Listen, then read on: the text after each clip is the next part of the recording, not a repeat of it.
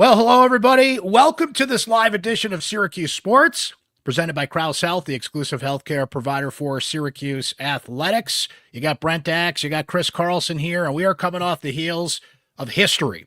Now, statistically, the worst loss in Syracuse football history was 75-0. Union College in 1891 beat Syracuse football by that score.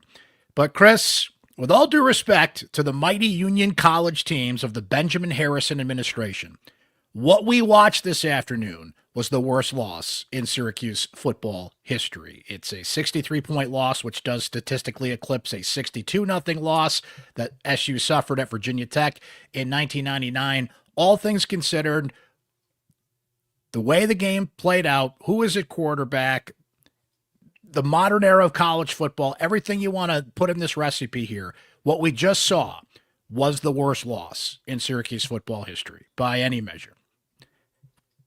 So how do we talk about that? Where do we go from here? Rock, meat, bottom, as one of our Syracuse Sports Insiders, Sean M., points out here. We're going to hear plenty from our Syracuse Sports Insiders coming up here. As you can imagine, you guys were pretty fired up during this game, and we are going to hear from them plenty as we go forward here, Chris. But look, yeah, I don't have words. Like I need their help. Yeah, like I do not have words. You got to stare at it. I'm looking at this score and I see 70-7, and I see Syracuse had the ball for over 41 minutes, and I see Notre Dame only needed 396 total yards to pull this off. Chris, they were up 21-0 in this game and did not run an offensive play at that point. Pick six, kind of a blocked punt, technically a return because the ball went forward, but a special teams gaff, which doesn't happen a lot with who you would think Syracuse's best player in this game would be, Jack Stonehouse.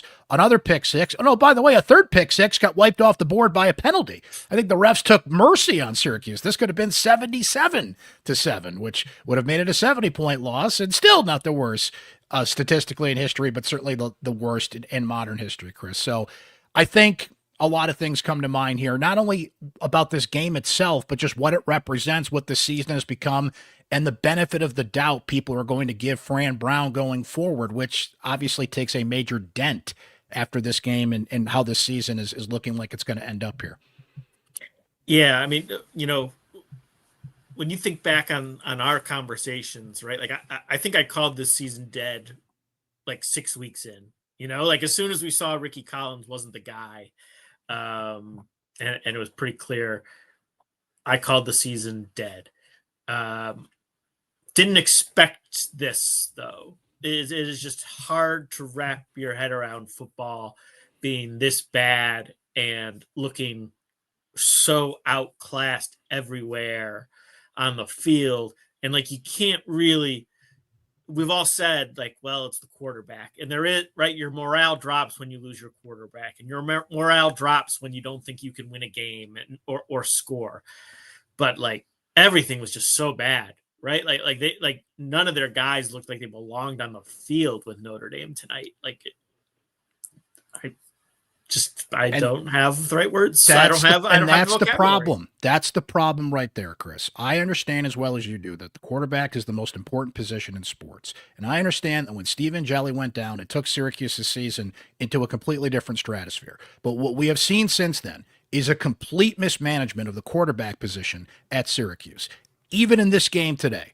Okay, why is Luke Carney playing in this football game, which now blows up his red shirt if he wants it, if he plays next week? If he doesn't play next week against Boston College, he can maintain his red shirt, but I think he's been pretty clear, and Fran Brown has said that they wanted to maintain his red shirt. It would make much more sense for him to be the quarterback throughout the week, play the game, start against Boston College, and see how that goes. Though, look, Boston College is not a game Syracuse can win at this point either. I don't know if you've noticed, even in their terrible season, they actually have given some good teams a punch in the nose and are a better football team, like they did last week, Georgia Tech included.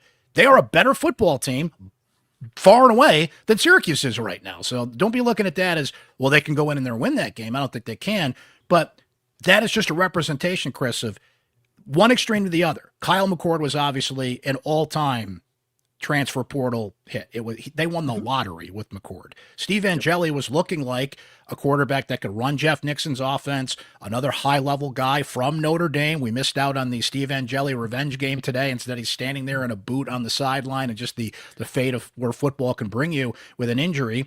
And then what we said with Carney, Joe Filardi, a fifth-string walk-on lacrosse player out there who just looks completely overmatched, playing college football at the Division I level. Jakari Williams was not available in this game because he had a sling on his arm and he suffered an injury at some point in the last couple of weeks. But there were points in the season when he was healthy and available here. So it is the polar end of the spectrum here, Chris. They hit on McCord and Angeli, but the rest of it has just been a complete mismanagement of the most important position in the game. So you got to look at it a little more skeptically about how Syracuse can handle this going forward, because I get how important Angeli was, but I don't think it's too much to ask a coaching staff to develop a backup quarterback that can play football, that can go in and just keep an offense functional, which has just not been the case ever since Angeli went down against Clemson.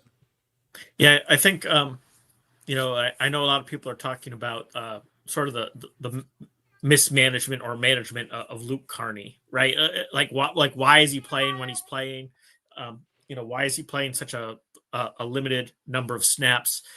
I think it probably tells you what they think about Luke Carney. There is no plan for his development, and that is what they think of him, right? Like that's what they think of him as a player. Like that this season was not about really developing him at all, and that's how they view him as a quarterback. And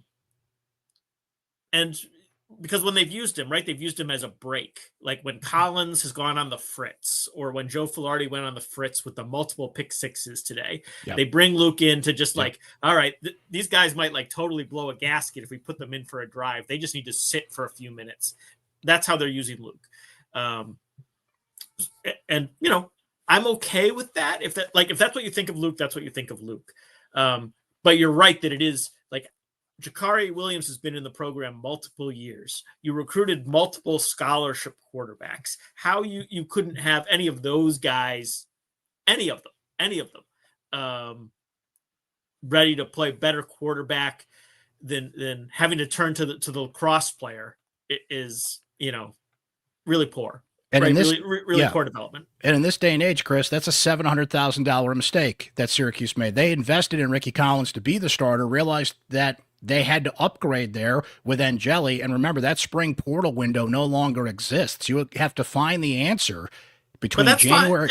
And that's fine. Like you sure, are going to miss, right? You are going to miss. You're going to miss. Look, you're not going to bat 1,000 here, right? And when you revisit that briefly, when you were looking at who the options were in the portal, you're dealing with, there's a reason everybody's leaving, and now money is an option, and you have better choices. You can work the market and go somewhere to the highest bidder, selling goods that, with Ricky, there just wasn't a strong resume there in terms of what we've seen. It was all based on other things and potential and upside and arm strength and all that. I'm not faulting them for that, but obviously it was a miss. And you've got to.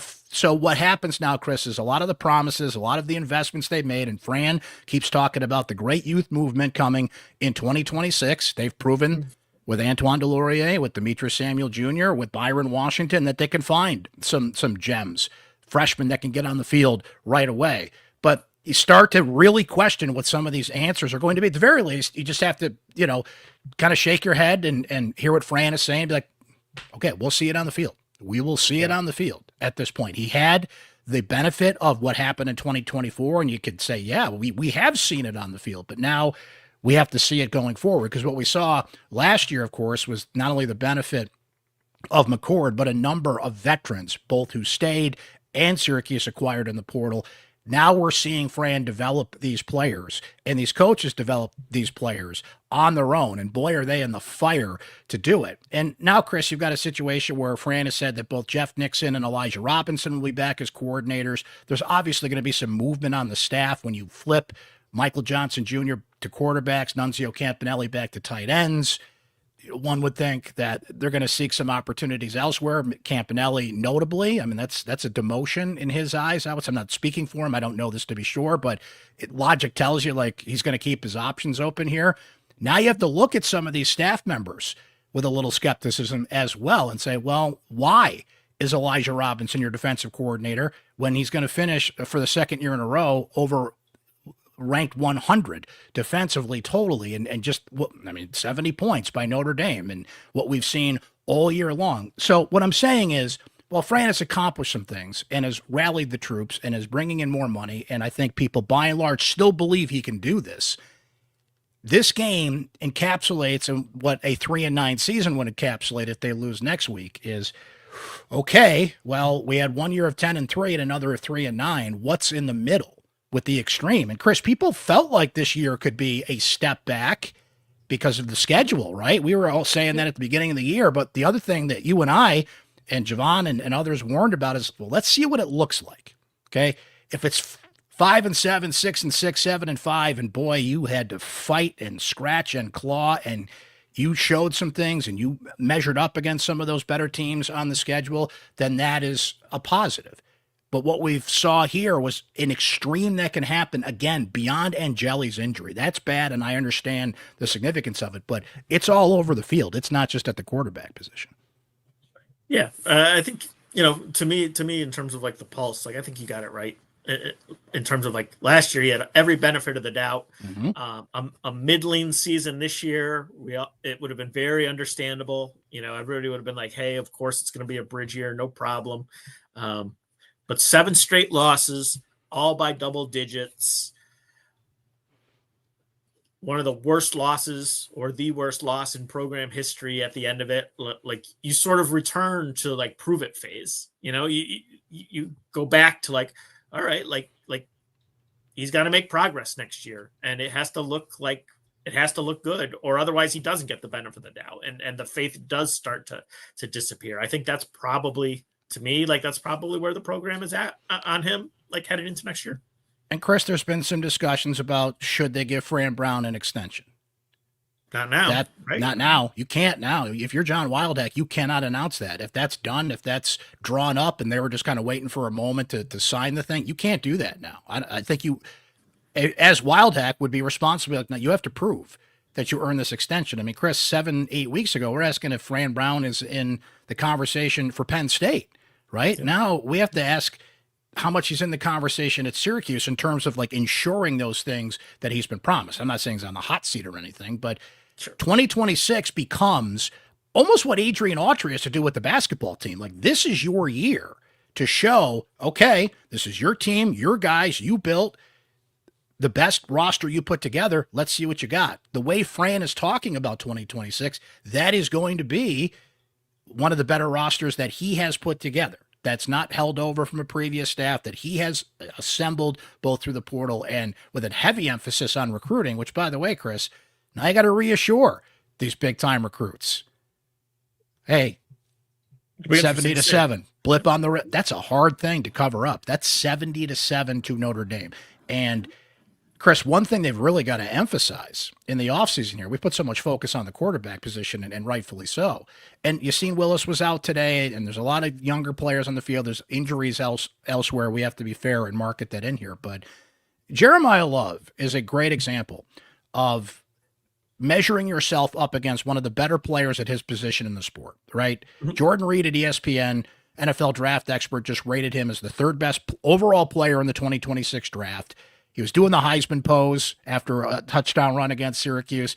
He became the third player. I got to find this exact stat, but he became the third player since 1996 to have 170 yards and 3 touchdowns on 8 or less carries. So what does this tell us here? Syracuse's defensive line is, pick a word, pick one out of the dictionary. Okay, I'll be kind and just say it's a problem. And that has got to be a position that Syracuse attacks aggressively in the transfer portal, because you still have to win in the trenches. It's important to get all these position players we're talking about here, but Syracuse is at a disadvantage to build up in the trenches like that when you see what Notre Dame and some of these teams they've played this year are doing. But that has become a critical thing to fix, because Jeremiah Love and Price and a number of players this year have just eased through that Syracuse defense like a hot knife through butter. The defensive line is interesting because like they're old. Like there's also not much coming back there in terms of like production.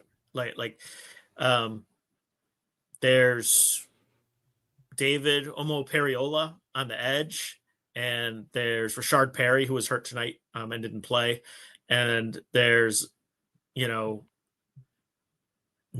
Niandoro and Nissi Okapor, and but to me that's like the starting. That's like the top 5. Like that's not much. like in terms of and how are they an upgrade? What have you done for me? Right. How are they an upgrade? We'll see. Maybe not. Fran's right about this, but they're not at this point. You're losing Jobity. You're losing Tank. You're losing David Reese. Like I mean, I know those guys aren't good, but like you're losing your better guys. Right. So you've got to go the junior college route, perhaps find a good mix of veterans in the portal, just talent overall. And again, they have proven they can find talent at young positions in the sport. We've seen that. Right. So that's encouraging that maybe some of the wave of players coming in next year could be on a Delorier or a Demetrius Samuel level. I mean, Samuel's almost an extreme of how good he's been at 17 years old and can only get better. Delorier just has proven he belongs out there. He's a physical specimen, and maybe they continue to find those guys, but hard to do it on the lines though. It's hard to do it. Like you have to be old on the lines. Like young guys can't physically do it. Like you have Chris, to be portal for those guys. Correct. And the offensive line, I mean, where did they go get these guys? Louisville, North Carolina, Alabama, right? They did all the things you have to do. Like they did it right from the standpoint of, okay, well, if you're good enough to be on Bama, you should be good enough to dominate at Syracuse, right? That's the thinking. And they had the budget to get those kind of guys. So what's the approach in a shorter portal window? They're certainly going to have time to plan for it. They don't have bowl practices getting in the way. They're going to have some real time to strategize here. So what happens, Chris, is Tommy Caparelli, Fran obviously runs a lot of things and he has final say, but a general manager's responsibility, as much as Tommy is embedded in the recruiting world, you also manage the portal, right? Mm-hmm. So he has to do what Alex Klein did for the basketball team and go out there and he's got more players to add.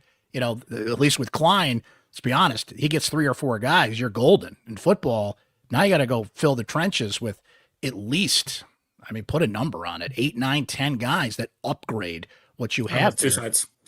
Yeah. If you're going to be on offense, defense, right? I'd say like 9, 10 guys if you're talking about both lines. Chris, oh, go ahead. The one thing, like here's the brightest portrait I can paint. Right. Mm-hmm. If I want to be total silver lining, like look at this through the most optimistic lens possible. Right. They had a great season last year. Everybody was expecting, all the players at least were expecting something similar this year. Right. They don't buy into what we think it's a step back. They expect good things to happen. And Jelly gets hurt. Morale is crushed. Then you also have the biggest freshman class in the country. Those guys have no attachment to the seniors. So usually late in the season, you're telling guys, hey, stay together, play for the seniors, do it for them. But those guys have no attachment to the seniors. So that's not a good, selling point. So Fran's gone with this, I'm going to turn over the team to the youth, right? 4 freshman captains against Miami last week, telling those guys it's your team now. And, freshman against Notre Dame is just a mismatch. And this is what happens, right? If you, to me, that's like the blip scenario. If this is a blip, it's because that happened. I'm not saying it is, but that's like that's the brightest like painting I can make for Syracuse as to what happened this year. Why it's gone so bad late in the season. And you say, well, what's next year's schedule like? All things considered, you stay healthy, all the things you got to factor into these conversations, especially the quarterback position. Well, Syracuse has, now the schedule might be shifted here based on the ACC's adjustment, right? Correct me if I'm wrong here, but what they have, how that's going to play. We don't know how that's going to play out, but what they have on the schedule right now, home games in the ACC are Cal, Clemson, Louisville, SMU. You're at BC, North Carolina, Pitt, Virginia, who obviously had a terrific season this year, could be in the ACC championship game. New Hampshire opens the season, which is better than opening the season in this scenario than against Tennessee this year. Mm-hmm. Notre Dame is scheduled to come to Syracuse again next year. Now, there have been some reports floating out there that game might not happen. That's not official yet. That's not locked in, but I would put a floater label on that one. We'll see if that holds. And then Toledo, and you actually travel. Syracuse will go to UConn, at least again, scheduled to next year. We'll see if any schedule adjustments are made last minute. Right, because they're supposed to play 10 Power 5 teams too. Correct. So you were already supposed to get rid of probably Toledo or UConn in order to get up to 10 Power 5 teams.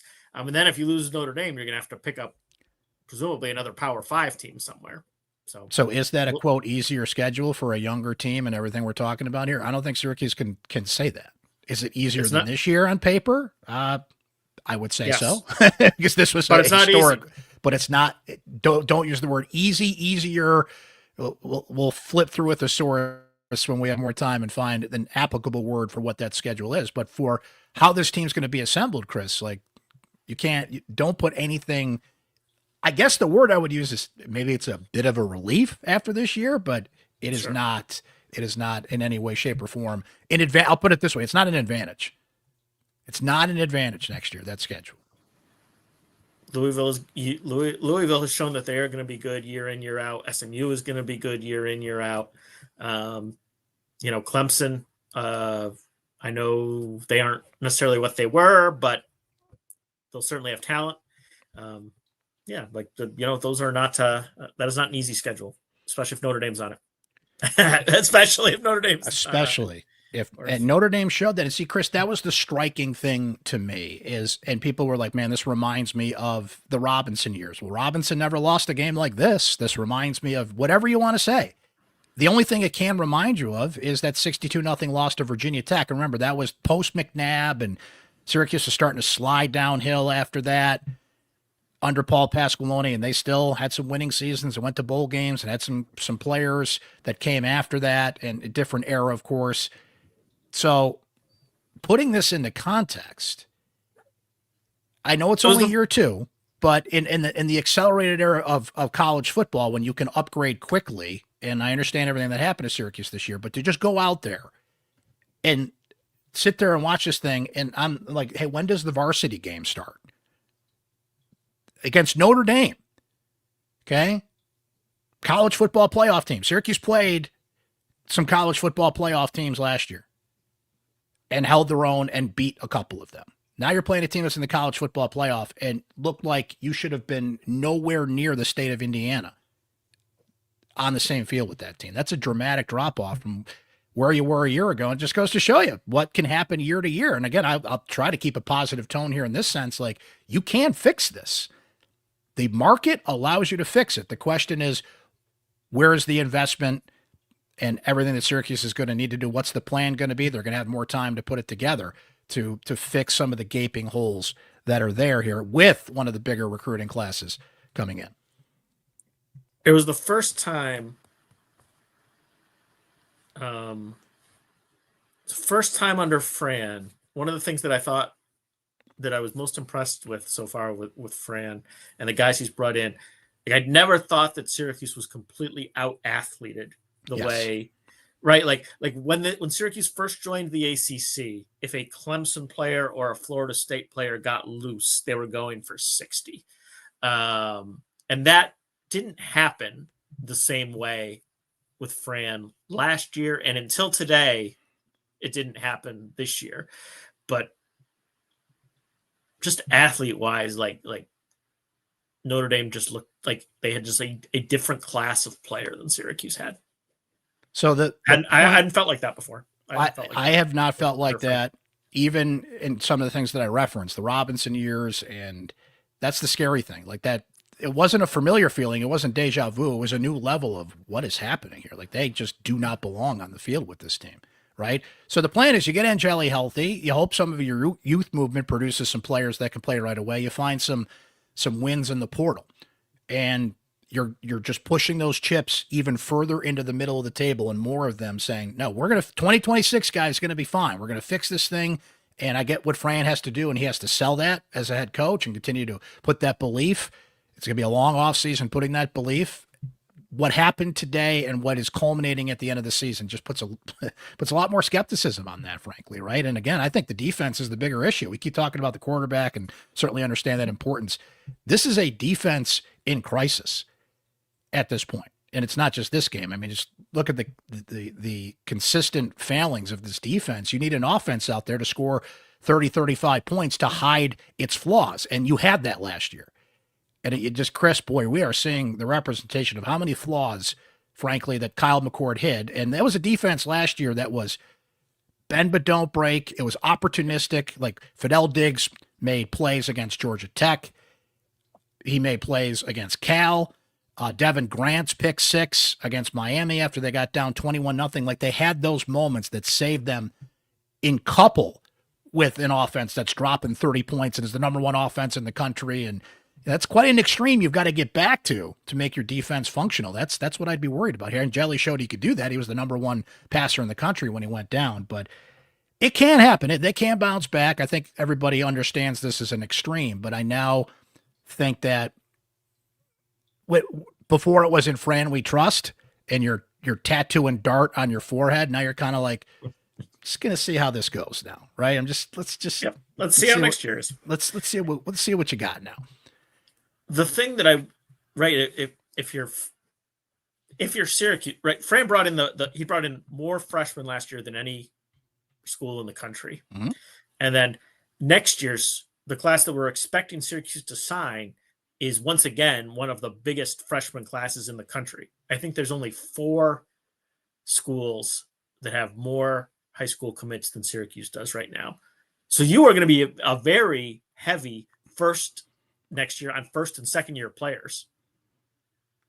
Like that is not a recipe for success, right? That is a slow build that you were sort of planning to produce here at Syracuse.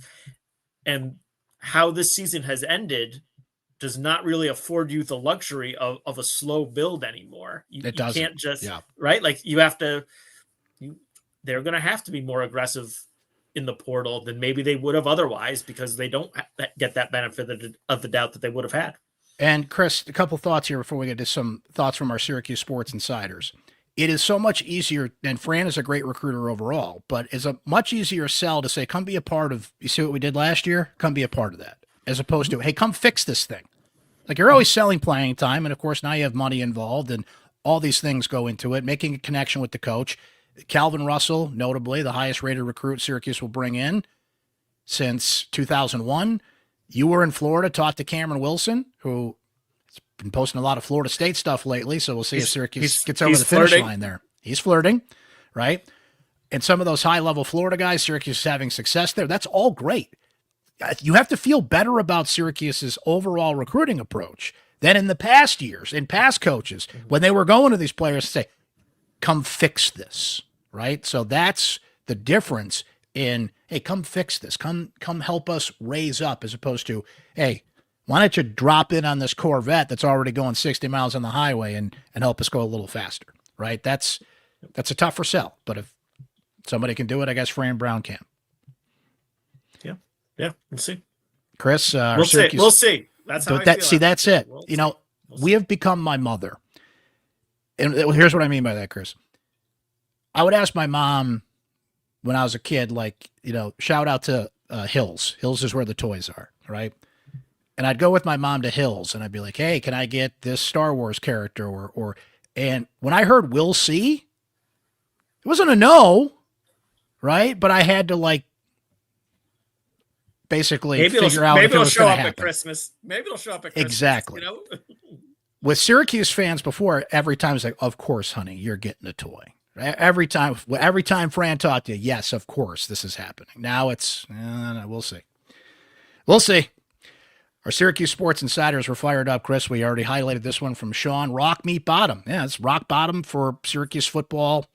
Not statistically all time, but, we're talking about the 1890s, Chris. Over a century. Worst loss in over a century. That's what we're talking about here today. It's wild. I love this comment just because of how unique it is. Rob says, I just got home from Fort Lee as my 16-year-old as a Revolutionary War reenactor. And I thought the carnage by the British was bad. Yikes. Probably saw a better show. And you probably saw a better show, for sure. Chris, that's officially the first insider reporting back from a Revolutionary War reenactment, which is great. I love that stuff. That's fantastic. I think the last time Syracuse lost a game this bad was right around the Revolution at this point, right? Jim B, not that Jim B, says, I'm dying slowly inside. But Brent, it's all about the future. Adversity can be the best thing in life. Can Syracuse retain talented players who are hungry and talented? And do these players still believe? I guess it depends, Chris, on if this is rock bottom and you got nowhere to go but up and continue to build that message that Fran's been selling all along. Mike V says this is the absolute worst Syracuse football has looked in at least 25 years. It's almost like they're not even trying. I want to see some relentless, and I want to see some tough. Well, Joe Filardi scored with 7 seconds to go. It wasn't a shutout. I guess you can kind of take that with you in the relentless and tough part, right? No, that's not working. That is even for someone who sometimes likes to look for moral victories. That is looking way too hard. James W. says, you can't fire Fran Brown, but holy bleep, you can't believe a word he says about dignity and respect for the program. Michael W. says, first game I've turned off in 45 years. Richard G., this is the most embarrassing game I've ever seen. I'm sorry, but Brown starting Filardi makes absolutely no sense, and to me shows he has no clue what he's doing as a head coach. That quarterback situation, Chris, I keep thinking about it, and ideally, you would go from Angeli to Collins, and Collins would keep it functional, right? But he couldn't even do that. And then you just kept going down the line, and they just couldn't find anybody to run a functional offense. The tell was earlier this week, Chris, when we were at Fran's press conference, and he said, Filardi is going to get in the game because he put points on the board against Miami. And it was the first touchdown we had scored in, 3 games or something. And right out of his mouth after that, he was... What he say is like, and damn, I can't believe that happened, or something along those lines, right? The disbelief in what he was saying and why he was trying to sell Filardi as the best option. Like, credit to Fran for his honesty, but he knew that's how screwed up that quarterback situation became. Yeah. It would be interesting because to me, 2 things make sense. It'd be interesting if we were able to give him the old coaching truth serum.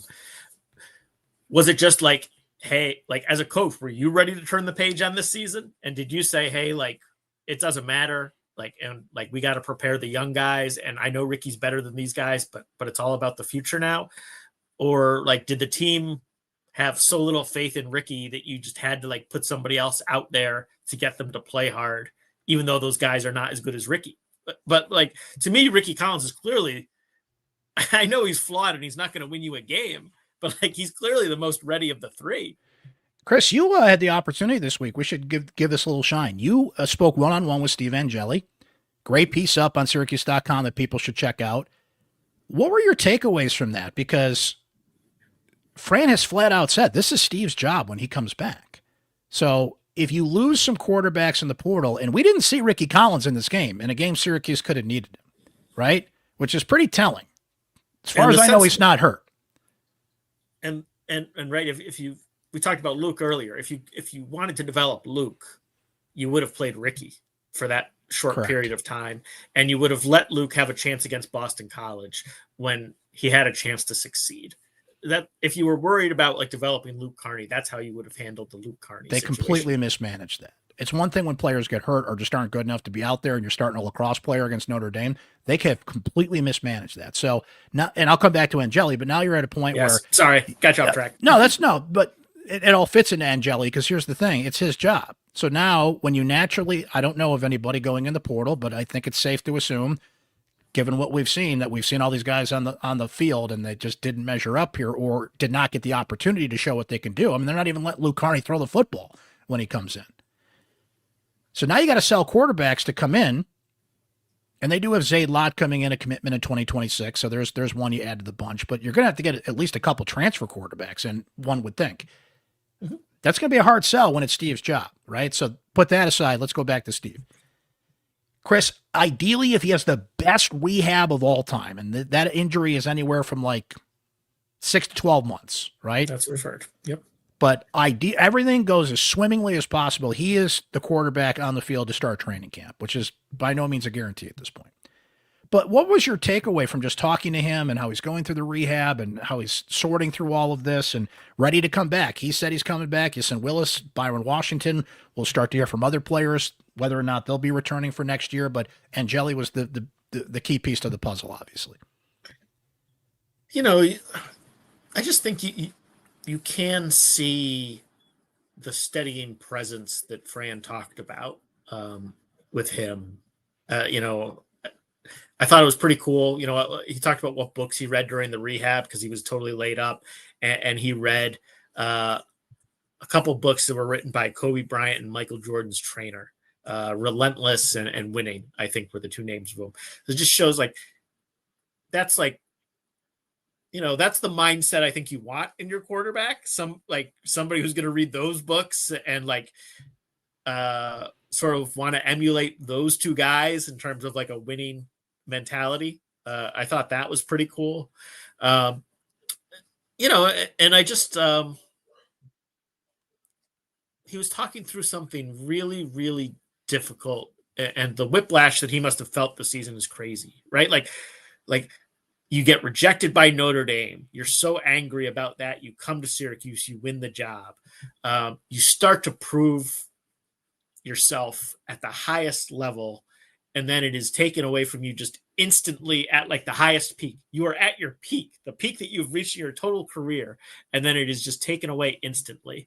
And I was just really impressed with like the emotional tone he had where he was able to talk about it and how difficult it was, but in a really like level-headed manner. And I just, that steadying presence that Fran Brown talked about in terms of why he picked him, like, I think that's a real thing. And I think we can see that Syracuse is really missing it right now. There is so much riding on a guy coming back and being fully recovered from an injury like that to just step right back in where he was. They have not won a game since he went down, and I think you can count all the touchdowns on two hands that Syracuse has scored since that point. I mean, I think the one good thing, like, right, I know a lot of people, including myself, are curious if he'll be 100% right away. But he's not a guy that wants to run. Like, he'll scramble to buy time, but he doesn't want to run a lot. And even just his intelligence and like the way he runs things will be, a huge help. Now, obviously, for Syracuse to like be great, he's going to have to be 100%. But even if he's not quite there next year, like he'll be a huge help. Back to the insiders, Chris. Kevin S. says, I still believe that a coach needs a good 3 to 4 years to really put a stamp on a program. Still a big fan and a believer in Fran. Kevin's not wrong, but that's just such an accelerated timeline in the portal era in the way that sports is today. So year 3 becomes a big one. Daniel says, where is Ashton Kutcher? I believe we're getting punked, as he texted during the game. And Chris and I appreciate that reference. That's from our generation right there. Good stuff. Glenn B says, talk about regression. There is a concern with the entire football program moving forward, which can't come soon enough. I hope that there isn't wholesale flipping. And Nate will close this out here and say, I've never seen a team just become a shell of itself this drastically and quickly during a season. It's just baffling. And that's the belief you've got to put back into your fan base, Chris, that, yeah, the quarterback went down, but there's other things happening out there that made you look like you did not belong anywhere near a South Bend, Indiana field against a college football playoff opponent. We'll see what they do against Boston College next week. I mean, it's the battle for last place. That is what we're closing out this season with, in a game that was already going to be sparsely attended. No students are in town for Thanksgiving break. Syracuse fans, many of which will be out of town for Thanksgiving. So those that are the diehards that remain and will be there and will support, and it's senior day, and boy, you feel awful for Dan Villari and some of the seniors on this team and the veterans on this team that this is the way they go out. Villari has seen everything in his tenure, Chris, from the Thunder Dan offense to rising to a 10-win season, back down this year, transition from quarterback to tight end, and just he has been through the ringer. And I hope he gets a hearty applause from everybody in that dome next week. But it is going to be, dare I say, one of the most sparsely attended games we've seen in I don't know how long, since I'd have to go back and check what some of the lower attendance rates were in the last, you name it, 10, 15, 20 years. But it's going to be friends and family only, unfortunately, next week to close this one out. Yeah, I don't have a great pitch to get anybody there, but we will be there. So, we'll tell you what happens. That's right. We will be there. Chris, I'll say this. Steal a line from I'm going to put in my column for tomorrow. I think John Wildhack, and I am 100% serious here, should, as a apology for what we saw in this game, in this year, all things considered, I know stuff happens in football, but I think I'd reconsider raising season ticket prices for next year. I think I'd backtrack on that plan. Here's your money back if you've already paid more for your tickets. We're going to give you your tickets back at the same rate you paid this year. Or if anything, find a discount, find a perk, find a way to say, hey, you know what? We're glad you're sticking with us here. But to raise prices for next year, I'd advise you to find a way out of that plan if it's possible. Easier for me to say than to execute, but you don't have to probably not a good idea, John. Just saying. It is a difficult look to be raising prices after the season they've had. One more game to go, Chris. Syracuse, Boston College, and then Portal Watch begins in terms of who's going into the portal, because remember, it does not open until January 2nd, but we're going to hear plenty of names going in and out of the portal from Syracuse, so we'll be tracking that and all the offseason storylines to put together as Fran Brown attempts to fix a season that went off the rails, and they've got one more game to go, so we'll be back next Saturday for that. We're going to have a busy post-game schedule next week for basketball, as Syracuse is playing Houston, Kansas, and a third to-be-determined opponent in Vegas, a critical stretch for them as well to get back to the conversation of being in the NCAA tournament, and then they'll come home from Vegas and play Tennessee at the Dome. So the next 4 games may well decide whether or not Syracuse is in the NCAA tournament conversation and will start to shift the future of Adrian Autry. I don't think that's hyperbole to say that with these big games, so we'll be doing all those post-game shows next week and a couple other things we're cooking up for you here on Syracuse Sports. So stay tuned for that. My thanks to you, my friend, for your great coverage and hopping on the post-game show. One more time next week, and then we'll fully be invested on 2026. But with one game to go in 2025, Syracuse loses to Notre Dame 70-7 in what I think is the worst loss in Syracuse football history, albeit not statistically. Shout out to the 1891 Union College football team that beat Syracuse once upon a time, 75-0. I think this one's worse. For Chris Carlson, I'm Brent Axe. We'll be back next time here on Syracuse Sports. Thanks to Krause Health, the exclusive healthcare partner for Syracuse Athletics. Thanks for hanging, guys. Enjoy the rest of your weekend. We'll talk to you next time.